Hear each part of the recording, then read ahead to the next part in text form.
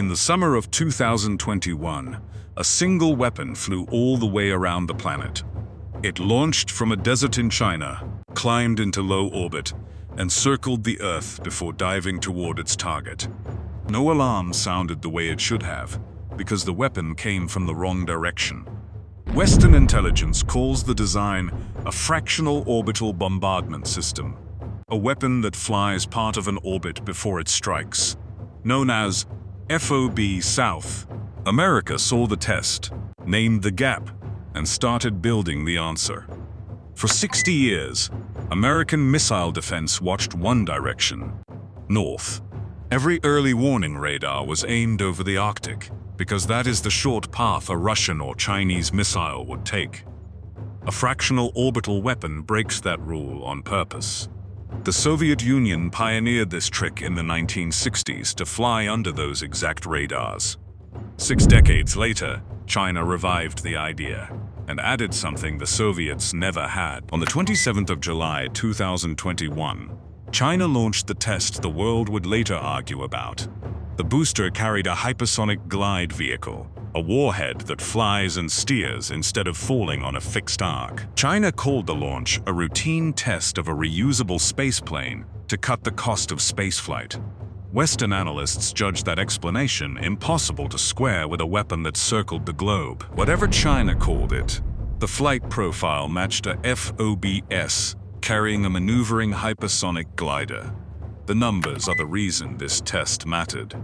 The vehicle flew about 40,000 kilometers, roughly 24,850 miles, a full lap of the planet. It stayed aloft for more than 100 minutes, the longest flight of any Chinese strike system ever recorded. Reports say the glider then released a separate projectile, while traveling at least 5 times the speed of sound.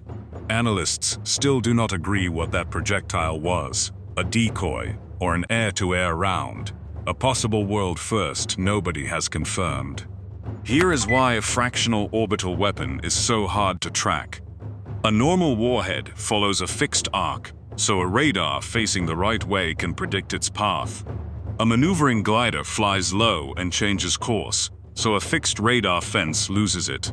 And because the FOBS can arrive from any direction, north-facing radars simply do not see the southern approach. Today's homeland shield is 44 interceptors in Alaska and California, built for a northern threat, not this one. America identified the blind side, and the answer is to stop relying on radars that only face one way. The Space Development Agency is fielding a swarm of low-orbit satellites called the tracking layer to watch every direction at once. 2 sensor programs feed it: HBTSS, a space sensor that tracks hypersonic and ballistic threats, and next-gen OPIR, an early warning eye in orbit. These sensors feed a layered homeland shield the United States calls Golden Dome for America.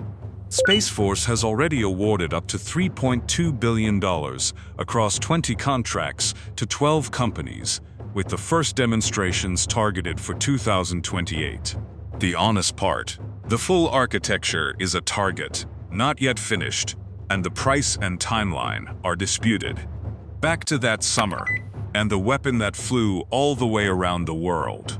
China still denies it was a weapon, so every number comes from American assessments, not from Beijing. But the blind side it exposed is real, and the United States is now building the eyes in space to close it. The open question is whether the sensors reach orbit before the next weapon flies around the world. This is Northwing Intelligence. Like, share, and subscribe for more.